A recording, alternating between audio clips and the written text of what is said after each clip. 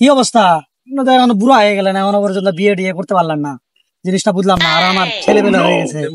রে ভাই, এখন বিয়ে করতেছেন নাকি? কি সমস্যা? বিয়া করতেছি না, আমার তো একটা বিশাল সমস্যা আছে, এটা তো কোয়া যাবো না। ঠিক আছে, হয়তো আমি একটা কথা কই, সব সমাধানের জন্য একটা বাবা আছে। বাবা? হ্যাঁ, এই বাবার নাম হচ্ছে মাটি বাবা। মাটি বাবা? হ্যাঁ, কোন জায়গায় ভাই? পাহাড়ের ভাই জায়গায়। কোন জায়গায় ভাই? পাহাড়ের উপরে এই বাবা থাকে, এই রাস্তা না ওই জায়গা। পাহাড়ের চলেন, উপরে? যাবেন নাকি? হ্যাঁ। যেখানে থাকুক আমি যাবো, আমার এই সমস্যা আচ্ছা, সমাধান আচ্ছা, করা ঠিক আছে, লাগবে। ঠিক আছে। চলো।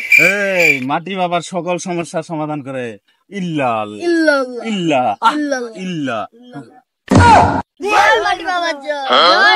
সকল সমস্যার সমাধান মাটি বাবা দেয়। ইল ইল মাটি বাবা ইল মাটি বাবা, ইল মাটি বাবা ইল মাটি বাবা, ইল মাটি বাবা, জয় মাটি বাবা, ইল মাটি বাবা। এই যে এটা হচ্ছে মাটি বাবা। এইটা মাটি বাবা। জয় মাটি বাবা। এই মাটি বাবা, মাটি বাবা, আরে শান্ত হও, শান্ত হও। আইছি, মাটি বাবারে পাইছি।